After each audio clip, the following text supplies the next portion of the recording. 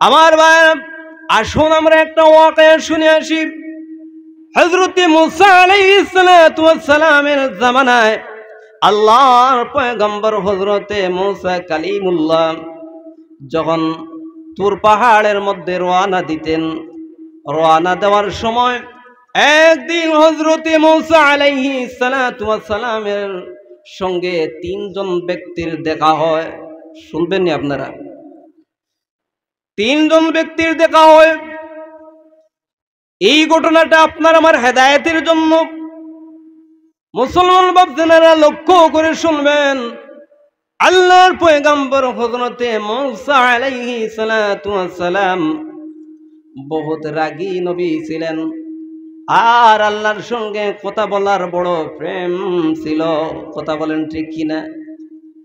হযরত মুসা আলাইহিস সালাতু ওয়াস সালাম যখন রাস্তা দিয়ে রওনা দিলেন, রওনা দেওয়ার সময় কিছু জায়গা যখন গেলেন, যাওয়ার পর আল্লাহর পয়গম্বর মুসা আলাইহিস সালাতু ওয়াস সালাম দেখেন একজন লোক দাঁড়িয়ে আছে।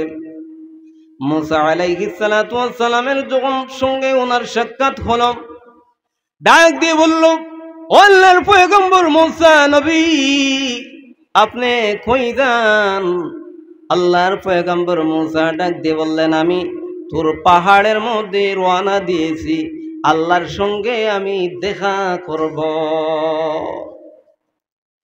আল্লাহর পয়গম্বর এই কথা বলার সঙ্গে সঙ্গে ওই ব্যক্তি ডাক দিয়ে বলল, ও আল্লাহর পয়গম্বর মুসা, আল্লাহর কাছে আমার একটা সওয়াল নিয়ে পৌঁছাইবেন নি বলেন।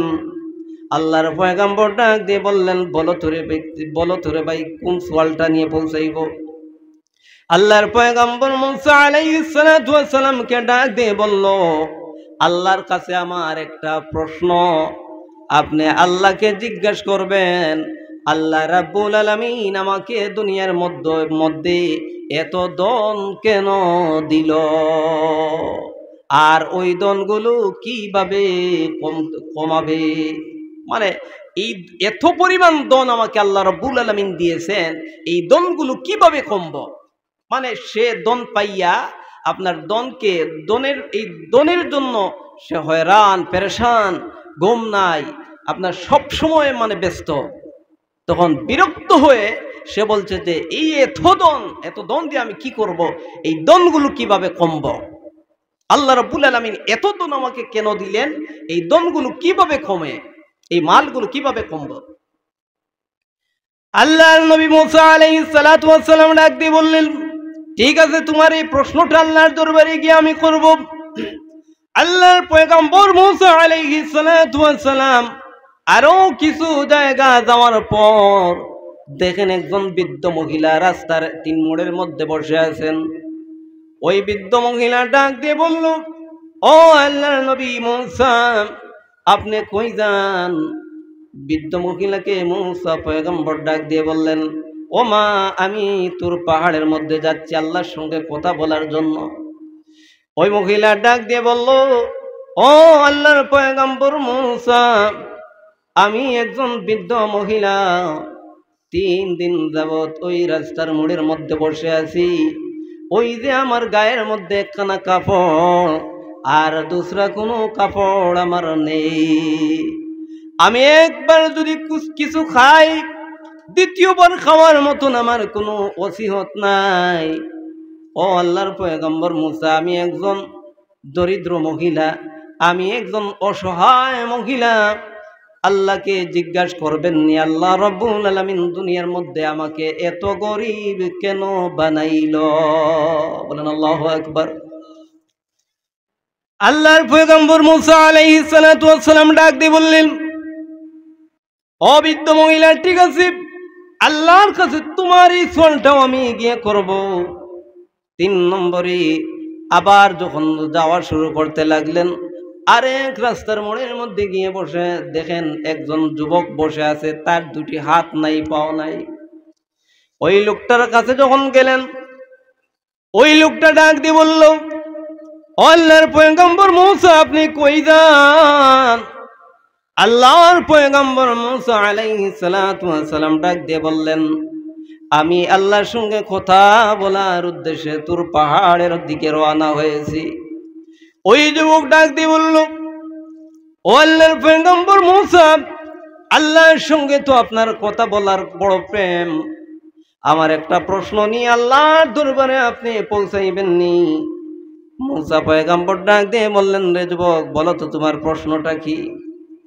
ডাক দিয়ে বললেন, ও আল্লাহর পয়গম্বর মূসা, আল্লাহকে জিজ্ঞাসা করবেননি, আমি ওই জায়গার মধ্যে যে বসে আছি, আমি দুইটি হাত আমার নেই, আমাকে কেউ যদি মুখের মধ্যে আহার তুলে দেয় তাহলে আমি খাই, কেউ যদি আমাকে ওই জায়গা থেকে সরায় তাহলে আমি সরি, নিজের শক্তি দ্বারা নিজের পা দ্বারা সরতে পারিনি, আমার তো দুটি পাও নেই, আমি রুদ্রে শুকাই মেঘে ভিজি ওই জায়গার মধ্যে। আল্লাহকে জিজ্ঞাসা করবেন নি, আল্লাহ কেন আমার এই দুনিয়ার মধ্যে এইভাবে সৃষ্টি করেছে? আল্লাহর পয়গম্বর মূসা আলাইহিস সালাতু ওয়াস সালাম বললেন, হ্যাঁ, তোমার অবশ্যই এই প্রশ্নটা আমি আল্লাহর দরবারে গিয়ে শোনাবো। আল্লাহর সঙ্গে যখন মূসা আলাইহিস সালাতু ওয়াস সালাম যখন গিয়ে কথা বলা শুরু করতে লাগলেন, কথা বলতে বলতে শেষ পর্যায়ে বললেন, আল্লাহ গো, আমি আসার সময় তিনজন ব্যক্তির সাথে আমার দেখা হলো। একজন ব্যক্তি প্রথম প্রশ্ন করল, এই পরিমাণ দম তাকে দিয়েছেন যেই দনের কারণে সে বড় ক্লান্ত, যেই দনের কারণে সেই বড় হয়রান। ও আল্লাহ, তার দন কিভাবে কমে, সেই পদ্ধতিটা কি? আল্লাহ রাব্বুল আলামিন তার প্রশ্নের জবাবে বললেন, হে মূসা, আমার সেই বান্দাকে বলে দিও সে যেন আমার প্রতি নাশুকুর আদায় করে, আমার দনের নাশুকুর আদায় করে। আর সেই ব্যক্তিটা যেন, আমার সেই বান্দাকে বলে দিও সে যেন যাকাত দেওয়া বন্ধ করে দেয়। তাহলে বুঝা গেল, যাকাত দেওয়া বন্ধ করে দিলে যত বড়ই মালদার হন না কেন, আপনার মাল আর থাকবে না। আর আল্লাহর প্রতি আপনি এই আল্লাহর নিয়ামত পাইয়া যদি আপনি নাশুকুর আদায় করেন, তাহলে আপনার অবশ্যই এই মাল, আল্লাহর দেওয়া নিয়ামতগুলো আস্তে আস্তে আপনার থেকে মাইনাস হয়ে যাবে। কথা বলেন ঠিক কিনা? সেটা ঘোষণাটা কার? আল্লাহর কথা। আমার মুসলমান ভাই, আল্লাহর পয়গম্বর মূসা আলাইহিস সালাতু ওয়াস সালাম ডাক দিয়ে বললেন, ওগো আল্লাহ, 2 নম্বরে একজন মহিলার সঙ্গে আমার দেখা হয়। সেই মহিলাটা ডাক দিয়ে বলল, আমি একজন বৃদ্ধ মহিলা, 3 দিন যাবত এই জায়গায় বসে আছি, পরনে একটা কাপড়, 2 খান কাপড়ের কোনো ব্যবস্থা নাই, এক বেলা খাইলে দুসরা বেলা খাওয়ার কোনো থাকে না, এত গরিব, এত গরিব অসহায় মহিলা। সেই মহিলা জানতে চাইছে, গো আল্লাহ, ওই মহিলাকে আপনি কেন এত গরিব দুনিয়ার মধ্যে বানাইলে? আল্লাহ রাব্বুল আলামিন তার জবাবে বললেন, ও মূসা পয়গম্বর, তুমি আমার ওই বান্দিকে বলে দিও আমি তাকে যেই পরিমাণ যা দিয়েছি তার উপর যেন শুকরিয়া আদায় করতে থাকে। বলেন সুবহানাল্লাহ। আমরা শুকরিয়া আদায় করবো ভাই? যদি রে মুসলমান, দানের মধ্যে যদি একটু ফুকা আসে তাহলে আস্তাইতে পস্তাইতে শেষ হয়ে যায়, দানের মধ্যে বেমার এসে গেছে, আফসোস করি যে এত কষ্ট কি জন্য পাইলাম, ব্যর্থ, কষ্টটা ব্যর্থ। আল্লাহর প্রতি শুকরিয়া আদায় করা বন্ধ হয়ে যায় আপনার আমার। কথা বলেন ঠিক কিনা? আপনার যদি একখানা গাভী থাকে, হঠাৎ ওই গাভীটা যদি অসুস্থ হয়ে যায় বা মরেই যায় বা লোকসান হয়ে যায়, তাহলে আমরা মনটা বেদার করে নেই। আমরা বলি, আল্লাহর ওয়াস্তে দিতে তো আর কম দেই নাই, কিন্তু আমার গাভীটা আল্লাহ নিয়ে গেলে আমি কি অপরাধ করছি আল্লাহর দরবারে? এইভাবে বলেন কি বলেন না? অনেক জায়গায় এইভাবে শোনা যায়। আবার দেখবেন, আপনার কোনো মানুষ যদি ব্যবসা বাণিজ্যের মধ্যে থাকে, আর যদি ব্যবসা বাণিজ্যের মধ্যে লোকসান দেখা দেয়, বলতে থাকে যে আস্তার সারাটা মাস শুধু লস আর লস, আল্লাহর ওয়াস্তে দিতে তো কম দেই নাই, কিন্তু লস খালি হচ্ছে। এমন আফসোস করি কি করি না? মুসলমান বান্দারা, আল্লাহর সেই কথার প্রতি একটু লক্ষ্য করেন। আপনি নিজের প্রতি তাকান। ওই বৃদ্ধ মহিলার মতন তো আল্লাহ রাব্বুল আলামিন আপনাকে বানান নাই। মুসলমান বান্দারা, যখন লস আপনার দেখা দিবে, যখন আপনার কোনো বিপদ দেখা দিবে, যখন রে মুসলমান আপনার কোনো ক্ষতি হয়ে যাইবে, তখন এই কথাটা দিলের মধ্যে আপনি সঙ্গে সঙ্গে দিলের মধ্যে এই কথাটা নিয়ে আসবেন যে আল্লাহ রাব্বুল আলামিন আমাকে তো দুনিয়ার মধ্যে পঙ্গু হিসাবেও সৃষ্টি করেন নাই, আমাকে তো দুনিয়ার মধ্যে অন্ধ বানান নাই, আমাকে তো দুনিয়ার মধ্যে আল্লাহ রাব্বুল আলামিন পাগলও বানাইলেন না, আমাকে দুনিয়ার মধ্যে আল্লাহ রাব্বুল আলামিন ভিখারিও বানাইলেন না, আমাকে তো দুনিয়ার মধ্যে আল্লাহ রাব্বুল আলামিন ঠেলা চালকও বানাইলেন না। আল্লাহ রাব্বুল আলামিন যেই পরিমাণ আমাকে দিয়েছেন তাই তো যথেষ্ট। মুসলমান বাপজানেরা, কখনো উপর দিক দিয়ে তাকানো যাবে না যে ওই বেটা রডের দোকান খুলেছে, লক্ষ লক্ষ টাকা সেই ইনকাম করতে আছে, আমার তো হচ্ছে না, সেটার প্রতি আফসোস করা যাবে না। ওই লোকটার বাড়ির মধ্যে 10-12টা গরু আছে, আমার 2টা গরু নাই, সেটার প্রতি আফসোস করা যাবে না। ওই লোকটা মান্থলি 30-35 হাজার টাকা ইনকাম হচ্ছে ওই লোকটার, আমার 3,000 টাকাও হয় নাই, সেটার প্রতি কোনো লোভ করা যাবে না, আফসোস করা যাবে না। মুসলমান বাপদানেরা, অমুকের আপনার বাস্তুক্ষেতের মধ্যে এত সুন্দর ক্ষেত হয়ে গেছে, আমার হচ্ছে না, আমার মরে যাচ্ছে, সেটার প্রতি আফসোস করা যাবে না। অমুকের জমির মধ্যে দান ভালো হয়ে গেছে, আমার হচ্ছে না, সেটার প্রতি আফসোস করা যাবে না। মুসলমান বাপদানেরা, দেখতে হবে ওই লোকটা ঠেলা চালক, আল্লাহ রাব্বুল আলামিন আমাকে তো একটা অটোর মালিক বানিয়েছেন। ওই লোকটা দিনমজুর, সে অন্যের বাড়ির মধ্যে যায়, কাজ কাম করে 500 টাকা 400 টাকা তার প্রতিরোধ, এইভাবে সে তার পরিবারটা জীবিকা রক্ষা করতে আছে।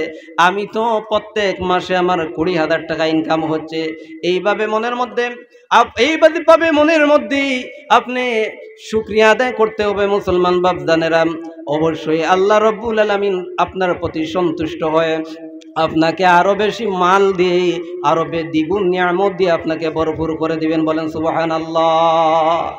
আমার মুসলমান ভাইরা, আমরা যদি প্রকৃতপক্ষে এইভাবে অন্তরের মধ্যে তাকওয়া নিয়ে দুনিয়ার মধ্যে আপনার আমার হায়াত নামক সময়টা কাটাইতে পারি, আল্লাহ রাব্বুল আলামিন অবশ্যই আপনার আমার এই হায়াত নামক সময়ের ভিতরে আমি যা নেক আমল করতে পারবো, সেই নেক আমলের বিনিময়ে কিয়ামতের দিন আপনাকে ফলাফল দিবেন। বলেন সুবহানাল্লাহ। মুসলমান বাপজানেরা, আল্লাহর কোরআনকে আমরা মহব্বত করতে হবে। প্রত্যেক মুসলমানের ঘরের মধ্যে আল্লাহর কোরআন থাকতে হবে। আল্লাহর কোরআন প্রত্যেক মুসলমান পড়া শিখতে হবে।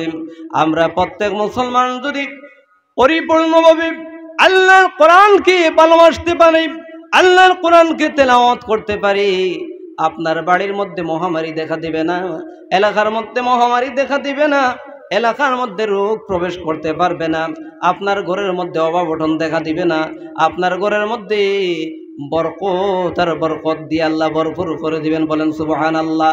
তাও শেষ নয় মুসলমান বাপজানেরা, আপনি যদি আল্লাহর কোরআনকে পরিপূর্ণভাবে যদি ভালোবাসতে পারেন, আল্লাহর কোরআন আপনাকে কবর পর্যন্ত আপনার বন্ধু হিসাবে সাক্ষী আল্লাহর দরবারে দিবি।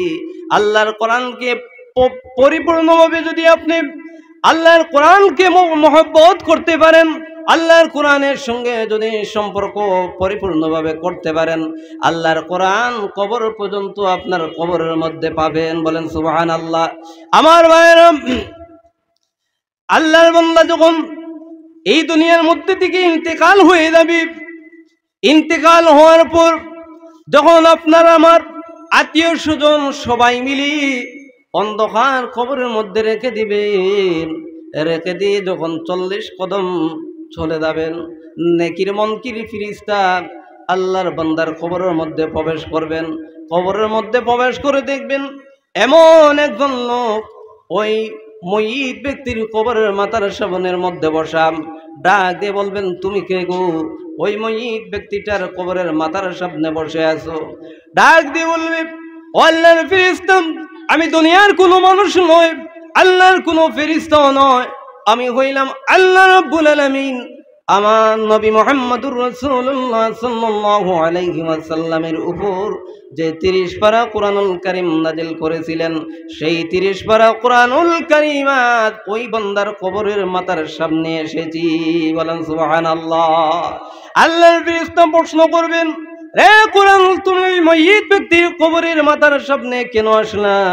ডাক দিয়ে বলবে, ও আল্লাহর ফেরেশতা শুনেন, আল্লাহ রাব্বুল আলামিন ওই ব্যক্তি কি দুনিয়ার মধ্যে সৃষ্টি করার পর সে যখন বুঝদার হয়ে গেছে, বিবেকমান হয়েছিল, তখন আমি কোরআনকে যখন পড়া শিখেছিল, আমি কোরআনকে পরিপূর্ণভাবে তিলাওয়াত করছিল, আমি কোরআনকে সর্বক্ষণ সে তিলাওয়াত করত, আমি কোরআনের কারীমের মধ্যে সবসময় সম্পর্কটা বহাল রেখেছিল, আমি কোরআনকে বড় মহব্বত বড় তাজিম করেছিল। এই জন্য আমি 30 পারা কোরআনুল কারীম ওই বান্দার মাথার সামনে বসে আছি, আল্লাহর দরবারে আমি এই নেক আমল হয়ে সাক্ষী দিব। বলেন সুবহানাল্লাহ। আমার বাপদানেরা বলেন তো, আল্লাহর কোরআন তেলাওয়াত করার প্রয়োজন আছে কিনা? সম্মানিত আমার সামিল হযরত, আমরা মুখ্য প্রধান অতিথি, আমরা হযরত বর্তমান নারায়ণপুর সারিয়া প্রায় মোটামুটি 500 মিটার যাই গিয়া আমার রাস্তার মধ্যে আমার অনেক যুবক ভাই ও রাস্তার মধ্যে ঘোরাফেরা হতে রাইতে আত্মীয় দিব হযরতের সময় এই অবস্থা দেখবা কোয়ার মতন দিল্লি থেকে দাঁড়িয়ে যায় গিয়া তা তার থেকে আমরা ইব্রাহিম যেটা আমরা পাইতাম এই তো বর্ধিত হয়ে দিব। আপনারা কত আরো আমরা মাহফিলে আইলে কোয়া হযরত 5 মিনিট ইনশাআল্লাহ হাজির হয়ে দিবা। একটু জিকির করি, লা ইলাহা ইল্লাল্লাহ, লা ইলাহা ইল্লাল্লাহ, লা ইলাহা ইল্লাল্লাহ, লা ইলাহা ইল্লাল্লাহ মুহাম্মাদুর রাসূলুল্লাহ। তো আসুন মুসলমান ভাইয়েরা, আপনারা গোবিন্দপুরী হুজুরের আলোচনা এবং দোয়া শুনে যাবেন। অনুরোধ করব ভাই, যেই সময়টা আপনার থেকে মাইনাস হবে সেই সময়টা আর কখনো ফিরে আসবে না। আজ যদি এই জায়গার মধ্যে যাত্রা মঞ্চ হইতো, গায়কদের অপেক্ষায় আপনারা দাঁড়িয়ে থাকতেন, কিন্তু একটা ওয়াজের মাহফিলে কোরআনের কথা বলা হয়, এই মাহফিল থেকে আপনারা আস্তে আস্তে চলে যাচ্ছেন। কিয়ামতের কঠিন ময়দানে আপনি সময়ের হিসাব আল্লাহর দরবারে অবশ্যই দিতে হবে। আমি অনুরোধ করব, এই সময়টা আপনার জন্য হয়তো নাজাতের উসিলা হতে পারে। এজন্য মুসলমান বাপজানেরা, আমার যুবক ভাইয়েরা, আপনারা প্যান্ডেলের ভিতরে চলে আসুন। তো আল্লাহর ফেরেশতা ওই ময়িত ব্যক্তির যখন ডান দিকের মধ্যে তাকাইবেন, ডান দিকের মধ্যে তাকিয়ে দেখবেন এমন একজন যুবক বসে আছে। তার প্রতি তাকাইলে দেখা যায় প্রায় 25 বছর 30 বছরের মতো একজন যুবক। ডাক দিয়ে আল্লাহর ফেরেশতা বলবেন, রে যুবক, তুমি কে? তোমার পরিচয় দাও। এই ব্যক্তির কবরের ডান পাশের মধ্যে তুমি কেন বসে আছো? ডাক দিয়ে বলবেন, ও আল্লাহর ফেরেশতা, আমি দুনিয়ার কোনো মানুষ নয়, আল্লাহর কোনো ফেরেশতাও নয়, আমি হইলাম আল্লাহ রাব্বুল আলামিন বান্দার উপর 5 ওয়াক্ত যেই নামাজ হুকুম করেছিলেন, সেই 5 ওয়াক্ত নামাজ আজ বান্দার কবরের ডান পাশের মধ্যে বসে আছি। আল্লাহর ফেরেশতা ডাক দিয়ে বলবেন, রে নামাজ, তুমি এইভাবে কবরের ডান পাশের মধ্যে কেন এসেছো? জবাব দিবেন, আল্লাহর হুকুমে জবাব দিবে। আল্লাহর বান্দার উপর যখন নামাজ ফরজ হয়ে যায়, আল্লাহর প্রতি ভয় অন্তরের মধ্যে নিয়ে, আল্লাহর প্রতি তাকওয়া নিয়ে আল্লাহর বান্দা নামাজ কায়েম করেছিল। বলেন সুবহানাল্লাহ। আল্লাহর বান্দা এক ওয়াক্ত নামাজকে কখনো কজা করে নাই। এই জন্য আমি নামাজ বান্দার কবরের ডান পাশের মধ্যে দাঁড়িয়ে আছি। আমি আল্লাহর দরবারে বান্দার জন্য নেক আমল হয়ে সাক্ষী দিব। বলেন সুবহানাল্লাহ। মুসলমান বাপদানেরা, দরকার আছে কিনা? এরপর যখন ওই মহিত ব্যক্তির বাম পাশের মধ্যে তারা তাকাইবেন, দেখবেন আরো একজন যুবক প্রায় 25-30 বছরের মতো, তাকেও ডাক দিয়ে বলবেন তুমি কে, তোমার পরিচয় দাও। ডাক দিয়ে বলবেন আমি দুনিয়ার কোনো মানুষ নয়, আল্লাহর কোনো ফেরেশতাও নয়, আমি হইলাম পবিত্র রমজানুল মহিনার মধ্যে আল্লাহ রাব্বুল আলামিন বান্দার উপর যেই 30টা রোজা ফরজ করেছিলেন, ওই 30টা রোজা আজ আমি বান্দার কবরের বাম পাশের মধ্যে আছি। ডাক দিয়ে বলবেন রে রোজা, তুমি এইভাবে এই মহিত ব্যক্তির কবরের বাম পাশের মধ্যে কেন এসেছো? রোজার জবান আল্লাহ রাব্বুল আলামিন বলে দিবেন। রোজা ডাক দিয়ে বলবেন ও আল্লাহর ফেরেশতা, আমি জন্য এসেছি, আল্লাহ যখন তার বান্দার উপর রোজাটা ফরজ করেছিলেন, ওই বান্দা আল্লাহকে ভয় করে রমজানের পবিত্রতাকে রক্ষা করেছিল, রোজার হক আদায় করেছিল, তার অন্তরের মধ্যে বয়নি রোজা রমজানুল মহিনার মধ্যে একটা রোজা কেউ ভঙ্গ করে নাই। এই জন্য আমি রোজা বান্দার কবরের বাম পাশের মধ্যে আজকে আমি সাক্ষীদাতা হয়ে নেক আমল হয়ে আমি আছি। বলেন সুবহানাল্লাহ। আমার মুসলমান ভাইরা, ওই বান্দার পায়ের পিছন দিক দিয়ে যখন তাকাইবেন, দেখবেন প্রায় 20 বছরের মতন একজন যুবক রূপে বসে আছেন। আল্লাহর ফেরেশতা ডাক দিয়ে বলবেন তুমি কে, তোমার পরিচয় দাও। এই বান্দার কবরের পায়ের পিছনে কেন তুমি এইভাবে বসে আছো? ডাক দিয়ে বলবেন ওগো আল্লাহর ফেরেশতা, আমরা কোনো দুনিয়ার মানুষও নয় এবং কোনো ফেরেশতাও নয়, আমি হইলাম আল্লাহ রাব্বুল আলামিনকে রাজি করার উদ্দেশ্যে, আল্লাহ রাব্বুল আলামিনের হুকুমকে পরিপূর্ণভাবে মানার উদ্দেশ্যে, আল্লাহর আদেশ পালন করতে যাইয়া আল্লাহর বান্দা যাকাত আদায় করেছিল, সদকা দিয়েছিল মসজিদের মধ্যে, মাদ্রাসার মধ্যে, এতিম মিসকিনকে, এই সদকাকে আমি সদকায়ে জারিয়া হিসাবে আমি কবরে বান্দার পায়ের পিছনের মধ্যে নেক আমল হয়ে আছি। বলেন সুবহানাল্লাহ। আমার মুসলমান ভাইরা, এইভাবে এই 4টা আমল যদি আমরা পরিপূর্ণভাবে আমরা আদায় করতে পারি মুসলমান, তা হইলে আল্লাহ রাব্বুল আলামিন আপনার আমার কবর পর্যন্ত এই 4টা আমল দিয়ে সাক্ষী দেওয়াইবেন। বলেন সুবহানাল্লাহ। আমার মুসলমান ভাইরা, এইভাবে অন্তরের মধ্যে তাকওয়া নিতে হইবে। এইভাবে পরিপূর্ণভাবে যদি আমরা অন্তরের মধ্যে তাকওয়া নিতে পারি, আল্লাহ রাব্বুল আলামিন এই তাকওয়ার বিনিময়ে আপনার আমার নেক আমল দ্বারা জান্নাতের ব্যবস্থা করে দিবেন। বলেন সুবহানাল্লাহ। মুসলমান বাপজানেরা, এইভাবে এই দুনিয়ার মধ্যে পরিপূর্ণভাবে যারা অন্তরের মধ্যে তাকওয়া নিয়ে দুনিয়ার সময়টা কাটিয়েছেন, যাদের অন্তরের মধ্যে এই চিন্তা এই ফিকির এসেছে, যাদের অন্তরের মধ্যে এই ভয় এসেছে, তারা এই দুনিয়ার মধ্যে তাদের আমল সংশোধন করাটা সহজ হয়ে গেছে। মুসলমান বাপজানেরা, আপনি আপনার বডির দিকে এইভাবে তাকান। আমার বডি দুনিয়ার মধ্যে আমি যখন যুবক ছিলাম তখন কেমন ছিল?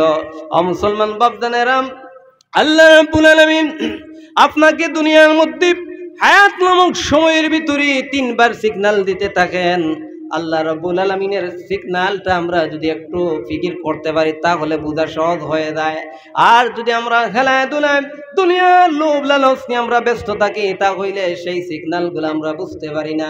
কিয়ামতের কঠিন ময়দানে আল্লাহ রাব্বুল আলামিন বলবেন বান্দারে, দুনিয়ার মধ্যে তোমাকে তো আমি বারবার সিগন্যাল দিয়েছিলাম, একটা সিগন্যাল তোমরা গ্রহণ করো না।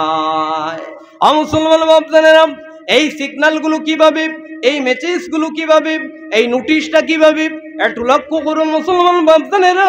আল্লাহ রাব্বুল আলামিন বলবেন বান্দারে, দুনিয়ার মধ্যে আমি তোমাকে যখন সৃষ্টি করেছিলাম, তুমি যখন দুনিয়ার মধ্যে যুবক ছিলা, তোমার মাথার চুল ছিল কালো, মুখের দাড়ি ছিল কালো, এই মুখের কালো দাড়িগুলো সাদা হয়ে গেল, এই মাথার কালো চুলগুলো সাদা হয়ে গেল। বান্দারে, তার মধ্যে আমি তোমাকে জানিয়ে দিয়েছি বান্দা, তোমাকে আমি যে হায়াত নামক সময়টা দুনিয়ার মধ্যে দিয়েছিলাম, ওই হায়াত নামক সময়টা আস্তে আস্তে মাইনাস হয়ে যাচ্ছে। সেটা সিগন্যাল কিনা আপনার আমার জন্য? মুসলমান বাপজানেরা, অন্তরের মধ্যে ভয় আনতে হবে আর গুনার কাছ থেকে বিরত হইতে হবে। এই মূল্যবান সময়টা আমরা নেক আমলের মধ্যে কাটাইতে হইবে। কথা বলেন ঠিক কিনা আমার বাপজানেরা? আল্লাহ রাব্বুল আলামিন এর পরে বুঝাইতে থাকবেন, ও বান্দা, দুনিয়ার মধ্যে তুমি যখন যুবক ছিলে, তোমার শরীরের মধ্যে আমি যেই শক্তিটা দিয়েছিলাম, তুমি যখন 60-70 বছর বয়স তোমার যখন পার হয়ে গেল, বলো রে বান্দা, 30 বছর বয়সের মধ্যে তোমার রং, তোমার চামড়াগুলো যেইভাবে পুষ্ট ছিল, 60-70-80 বছর বয়সে সেই চামড়া কি ঠিক আছিল নি? বান্দারে, তুমি তোমার চক্ষু দ্বারা যতক্ষণ পর্যন্ত তুমি দেখতে পারতাম, তুমি বলো তো 60-70 বছর বয়স যখন হয়ে যায় তখন কি ততক্ষণ পর্যন্ত তোমার চক্ষু দ্বারা দেখতে পারতা? বান্দারে, তোমার চক্ষুর পাওয়ারটা আমি মাইনাস করে নিলাম, তোমার ফুটফুটের চামড়াগুলোটা আমি কোচ করে নিলাম। ও বন্যা, তার মধ্যে আমি তোমাকে সিগন্যাল দিলাম, তুমি বুঝতে পারো নাই। বান্দারে, তোমার মুখের দাঁতগুলো ছিল মজবুত, তুমি যখন যুবক ছিলে তখন তোমার মুখের দাঁতগুলো ছিল মজবুত। তোমার মুখের দাঁতগুলো গেল কোথায়? তুমি যখন বয়স 80 পার হয়ে গেলা, তোমার মুখের এই সুন্দর সুন্দর দাঁতগুলো গেল কোথায়? বান্দারে, তার মধ্যে আমি তোমাকে নোটিশ দিয়েছি, এরপরেও তুমি সতর্ক হও নাই। কথা বলেন ঠিক কিনা? মুসলমান বাপজানেরা, এইভাবে অন্তরের মধ্যে তাকওয়া নিয়ে আমাদের শরীরের দিকে এইভাবে আমরা তাকাইতে হইব। আজ আমার দাদা গেলেন কোথায়? আজ আমার বাবা গেলেন কোথায়? বড় ভাই গেলেন কোথায়? আমি যখন বয়স 30 বছর ছিল তখন আমার শরীরটা কেমন ছিল? এখন 60 বছর বয়স হয়ে গেছে, এখন আমার শরীরটার অবস্থা কেমন? এই শরীরটার কতদিন এইভাবে থাকবে? মুসলমান বাপজানেরা, সেটা হলো অন্তরের মধ্যে তাকওয়া। বলেন সুবহানাল্লাহ। অন্তরের মধ্যে তাকওয়া নিয়েছিলেন আল্লাহর পয়গম্বররা, অন্তরের মধ্যে তাকওয়া নিয়েছিলেন আল্লাহর নবীর সাহাবায়ে কেরামগণেরা, তারা পরিপূর্ণভাবে অন্তরের মধ্যে তাকওয়া নিয়েছিলেন। সেই জন্য আল্লাহ রাব্বুল আলামিন তাদেরকে বড় মহব্বত করেছিলেন, তাদেরকে বড় ভালোবেসেছিলেন, তাদেরকে আল্লাহ রাব্বুল আলামিন দুনিয়া থেকে দুনিয়ার থাকা অবস্থা জান্নাতের সার্টিফিকেট দিয়েছিলেন। বলেন সুবহানাল্লাহ। মুসলমান বাপজানেরা, আল্লাহর পয়গম্বরেরা এইভাবে অন্তরের মধ্যে তাকওয়া নিয়ে আল্লাহর কত কঠিন কঠিন পরীক্ষা তারা দিয়ে কামিয়াবি হয়েছিলেন। আমরা ছোট্ট একটা পরীক্ষা দেওয়াতে আল্লাহর কাছে আমরা নাকাম হয়ে যাই। কথা বলেন ঠিক কিনা বেঠিক? মুসলমান বাপজানেরা, আমাদের দেশের মধ্যে আমাদের উপর যে মুসিবত আসছে, আমরা মনে করি যে সেটা পলিটিক্যাল বিষয়। মুসলমান বাপজানেরা, হয়তো সেটা বাহ্যিকভাবে আমরা দেখতে পারি সেটা পলিটিক্যাল বিষয়, কিন্তু মুসলমান বাপজানেরা, সেটা যদিও সেটা ডাইরেক্ট পলিটিক্যাল বিষয়, কিন্তু ইনডাইরেক্ট হচ্ছে সেগুলো আপনার আমার গুনার বিনিময়। কথা বলেন ঠিক কিনা? আপনার আমার গুনার কারণে, আপনার আমার নাফরমানির কারণে আপনার আমার উপরে বিভিন্ন ধরনের মুসিবত আসতে আছে। কথা বলেন ঠিক কিনা? কত ধরনের পলিটিক্যাল মুসিবত। কথা বলেন ঠিক কিনা? কিছুদিন আগে আমরা শুনেছিলাম সবাই আমরা ডিভোটার, আসামের মধ্যে ডিভোটার একটা সমস্যা হয়েছিল কিনা বলেন? কিছুদিন আগে আমরা শুনেছিলাম আমরা ডিভোটার, এই ডিভোটারের যে পেরেশানি, রাত হইলে ঘুম নাই, আপনার রোজের মধ্যে দেওয়া বন্ধ। এই ডিভোটারটারে আমরা ঠিক করার জন্য, ডিভোটার থেকে আমরা নামটাকে সংশোধন করার জন্য হয়রান ছিলাম না বলেন তো?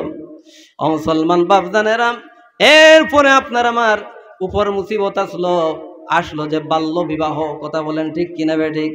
বাল্য বিবাহ নিয়ে আমরা অনেক ক্লান্ত, অনেক হয়রান, অনেক আতঙ্কের মধ্যে ছিলাম। কথা বলেন ঠিক কিনা? মুসলমান বাপজানেরা, এরপরে হচ্ছে এখন নাম পরিবর্তন। এখন করিমগঞ্জের জায়গায় শ্রীভূমি, বদরপুরের আপনার নাম পরিবর্তন হয়ে শুনবেন আরো কি ভূমি হয়ে গেছে। কথা বলেন ঠিক কিনা বেঠিক? মুসলমান বাপজানেরা, সেটা আপনার আমার জন্য হচ্ছে পলিটিক্যাল মুসিবত। এই মুসিবতটা আপনার আমার উপর এমনি আসে নাই, এটা হচ্ছে হয়রানি। এই যে শ্রীভূমি, এই শব্দটা, যেই শব্দটা শ্রীভূমি লাগিয়ে দেওয়া হলো, এই যে করিমগঞ্জের জায়গায় শ্রীভূমি এই নামটাতে পরিবর্তন করা হলো, বলেন তো আপনার যারা করিমগঞ্জ ডিস্ট্রিক্টের ভিতরে আছেন তাদের জন্য একটা হয়রানি কিনা? তাদের জন্য একটা হয়রানি। ওরা দেখবেন এখন অফিস আদালতের মধ্যে এই ডকুমেন্ট নিয়ে বিভিন্ন ধরনের কাগজপত্র সংশোধন করতে করতে ওরা কতটুকু ক্লান্ত হয়। কথা বলেন ঠিক কিনা বেঠিক? সেগুলো হচ্ছে আমাদের উপর মুসিবত, সেগুলো আমাদের উপর পরীক্ষা। আমরা এই সমস্ত মুসিবত থেকে বাঁচতে হলে আমরা অবশ্যই আল্লাহর প্রকৃত গোলাম হতে হবে। অন্তরের মধ্যে তাকওয়া নিয়ে আমরা আল্লাহর ভালোবাসা অর্জন করতে হবে। অন্তরের মধ্যে তাকওয়া নিয়ে আল্লাহর রসুলের সুন্নত আমরা মানতে হবে। আল্লাহর রসুলের সুন্নত মাফিক আমাদের হায়াত নামক সময়টা এই দুনিয়ার মধ্যে কাটিয়ে যেতে হবে। কথা বলেন ঠিক কিনা বেঠিক? মুসলমান বাপদানেরা, আপনারা দেখেন এই আসাম রাজ্যের মধ্যে বিভিন্ন গ্রামের মধ্যে বিভিন্ন জায়গার মধ্যে শুনবেন অনেক বিশৃঙ্খলা নাম, অনেক বিস্তৃত নাম, যেই নাম গ্রামের নামগুলা আপনার উচ্চারণ করা একটা হাস্যকর শব্দ মনে হয়। আপনার রাতাবাড়ির দিকে যান, দেখবেন কচু কাউরি, সাগি কাউরি, এগুলো কি গ্রামের নাম হয় বাবা? গ্রামের এগুলো কি সুন্দর নাম হয়? এই কচু কাউরি, সাগি কাউরি, আপনার আরো একটা জায়গার নাম শুনলাম পাটা কাউরি। আমাদের কৈলাসহরে একটা জায়গার নাম আপনার পাকির বাদা, বুঝলেন? একটা লোক বলল যে ভাই আপনি কই যাইবেন? বলে আমি তো পাকির বাদা যাবো। আরে ভাই পাকির বাদা আবার কি করে যায়? এইগুলো পরিবর্তন করে সুন্দর নাম রাখা প্রয়োজন ছিল, কিন্তু সুন্দর সুন্দর নাম পরিবর্তন করে অন্য নাম দেওয়া সেটা অযথা একটা মানুষকে হয়রানি করা। কথা বলেন ঠিক কিনা? অমুসলমান বাপজানেরা, আমি অন্য কোনো পলিটিক্যাল পার্টিকে, কোন সরকারকে দায়ী করতেছি না, সেটা আমি আমাদের উপর এই দোষটা চাপাচ্ছি। আমি মনে করছি যে সেটা আমাদের উপর একটা পরীক্ষা, সেটা আমাদের উপর, আমাদের গুনার কারণে, আমাদের ভুলের কারণে, কোরআন থেকে দূরে সরার কারণে, আল্লাহর সুন্নত আমাদের থেকে ছাড়ার কারণে এই সমস্ত পরীক্ষার মধ্যে, এই সমস্ত হয়রানির মধ্যে আমরা ভুক্ত হয়ে গেছি। কথা বলেন ঠিক কিনা? আমার মুসলমান বাপজানেরা, আসুন, যেহেতু আজকে এই এলাকার মধ্যে এই মসজিদের এই ওয়াজ মাহফিলটা, অবশ্যই ওয়াজ মাহফিলের পিছনেই একটা লক্ষ্য উদ্দেশ্য থাকে যে মসজিদের মধ্যে কিছু কালেকশন হবে, এই কালেকশনের দ্বারা মসজিদের কিছু অপূরণ কাজ, কিছু জরুরত সেগুলা হবে। কথা বলেন।